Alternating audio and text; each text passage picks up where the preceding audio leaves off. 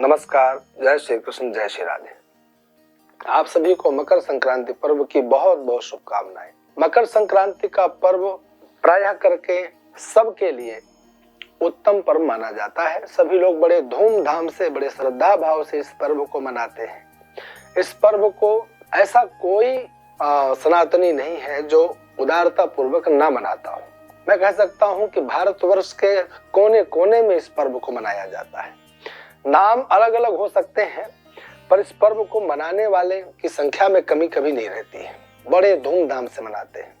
यह सूर्य भगवान का पर्व माना जाता है। सूर्य भगवान को साक्षी मान करके सूर्य भगवान के निमित्त ही इस पर्व पर स्नान, दान इत्यादि किया जाता है। इस पर्व में आध्यात्मिक और वैज्ञानिक दोनों कारण हैं। जहां पर हमारे समस्त किसान भाई खरीफ की फसलों को उत्पन्न करके और उसे प्राप्त करके अपने घरों में एकत्रित करते हैं, स्नान आदि करके, और उसी खरीफ की फसलों से उत्पन्न अन्न का दान करते हैं। और वही खरीफ की फसल के पश्चात खेतों को पुनः जोत करके उसमें नवीन नवीन बीजों का बीजारोपण करते हैं अथवा खेतों में बीज डालते हैं। यानी खरीफ और रबी, ये दो फसलों के लिए एक फसल को घर लाने का और दूसरी फसल को बीजारोपण करने का यह उत्तम काल है। वहीं पर आध्यात्मिक क्षेत्र में भी इस पर्व को बड़े प्रसन्नता, उदारता पूर्वक मनाने के लिए शास्त्रों ने आदेश दिया है। इस पर्व में सूर्य भगवान एक राशि को छोड़कर दूसरी राशि में प्रवेश करते हैं। यह वही पर्व है जिस पर्व में मकर संक्रांति काल में ही, मकर संक्रांति पर्व में ही स्वयं भीष्म पितामह जो कौरव पांडवों के युद्ध काल में सरसैया में लेटे थे, और इसी सूर्य के उत्तरायण होने पर, अथवा ये कह सकते हैं कि मकर राशि में सूर्य के प्रवेश करने के पश्चात ही उन्होंने भगवत धाम की प्राप्ति की थी, महाप्रयाण किया था। देखिए, दो काल होते हैं। सूर्य 6 महीने दक्षिणायन होते हैं, सूर्य 6 महीना उत्तरायण होते हैं। लगभग जनवरी से जून तक का महीना सूर्य के उत्तरायण काल का माना जाता है। उसी प्रकार लगभग जनवरी से जून से लेकर जनवरी तक का महीना सूर्य का दक्षिणायन काल माना जाता है। जून से लेकर जनवरी यह सूर्य का दक्षिणायन काल, और जनवरी से लेकर के जून यह सूर्य का उत्तरायण काल। देवताओं के लिए दक्षिणायन काल जो 6 महीने का समय होता है वह रात्रि के रूप में माना जाता है। तो देवताओं के लिए सूर्य का उत्तरायण काल दिन माना जाता है। किसी के घर में जाना हो, रात्रि में आपका कभी आतिथ्य सत्कार नहीं होगा। क्यों? वह विश्राम के लिए होती है। लेकिन वहीं आप किसी के घर में दिन में जाएं तो आपका बड़े धूमधाम से सत्कार किया जाएगा, स्वागत किया जाएगा, अनेक व्यंजन भी आपके सामने रखे जाएंगे। तो कहने का मतलब यह है कि जब सूर्य उत्तरायण में जाए, यानी मकर राशि में जब सूर्य प्रवेश करते हैं, यहीं से सूर्य उत्तरायण की ओर चले जाते हैं। इन 6 महीनों में जनवरी से लेकर जून तक का जो काल है, इस बीच में कितने मांगलिक कृत्य होते हैं। विवाहों का समय खुल जाता है, लोगों के घरों में अनेक प्रकार के मांगलिक कृत्य होते हैं, और एक नवीन वातावरण, नवीन प्रकृति अपना स्वरूप परिवर्तन करती है।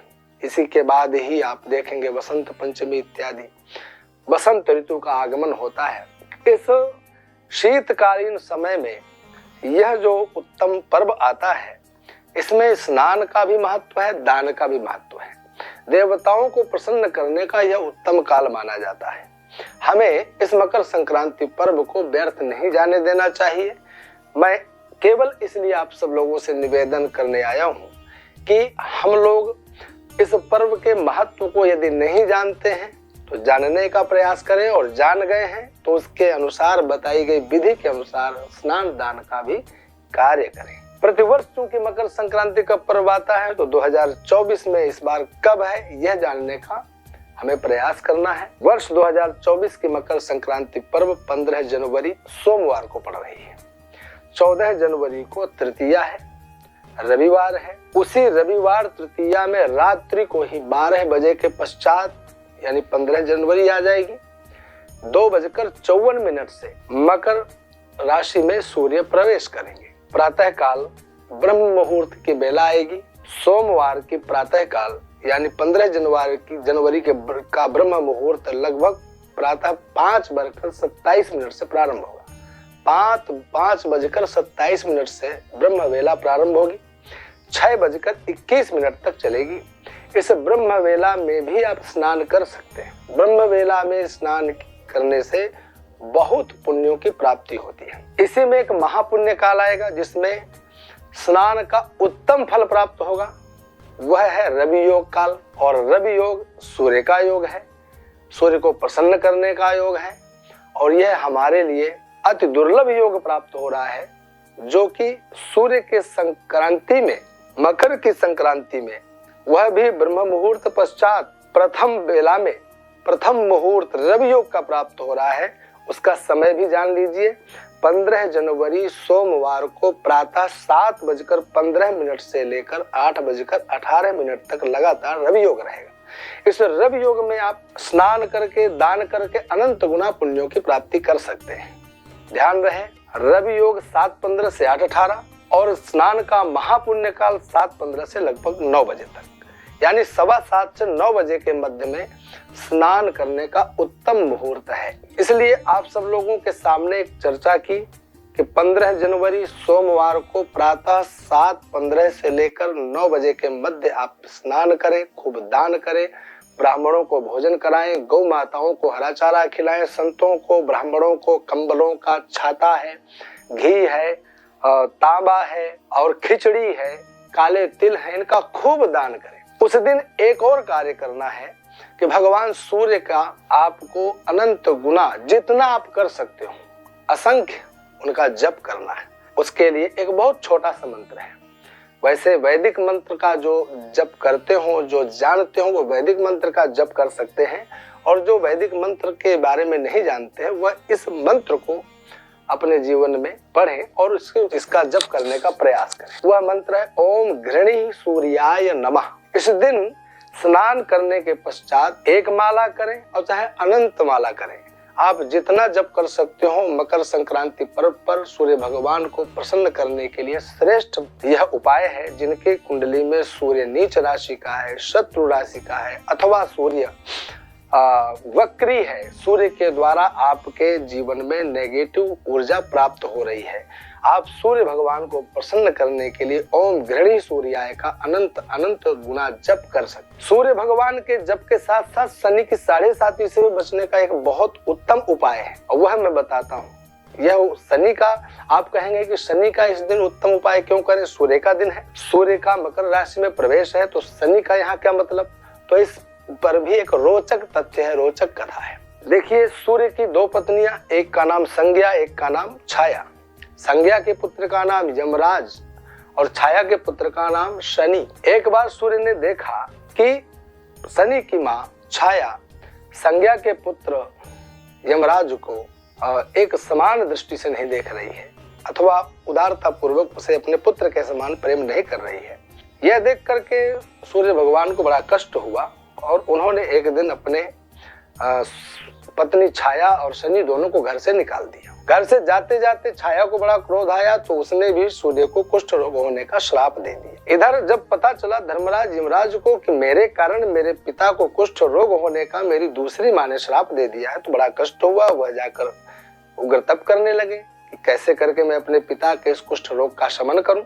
इधर सूर्य भगवान को बड़ा क्रोध आया, तो उन्होंने ढूंढना प्रारंभ किया। जब मालूम पड़ा कि ये इस समय शनि कुंभ राशि यानी अपने घर पे, कुंभ के घर पे बैठा हुआ है, उन्होंने जाकर कुंभ राशि को भस्म कर दिया। अब उधर लौट करके आए हमारे धर्मराज यमराज और पिता के चरणों में प्रार्थना की, आप क्या कर रहे हैं? ये भी तो मेरे भाई हैं, मेरी माँ है, इनको क्षमा दान दीजिए। तब उस समय सूर्य भगवान ने कहा, ठीक है तुम कहते हो तो मैं इन्हें क्षमा करता हूँ, परंतु इस घर पर नहीं। जिस दिन मैं मकर राशि में प्रवेश करूंगा उस दिन शनि की यह बाधा, यह परेशानी दूर हो जाएगी। सज्जनों, उस दिन शनि देवता भी प्रसन्न हुए और एक बात उदारता पूर्वक कह दी कि जिस दिन आप मकर राशि में प्रवेश करेंगे उस दिन किया गया जप तप पूजा पाठ अनुष्ठान अथवा दान वह अनंत गुना पुण्यों को प्रदान करने वाला होगा।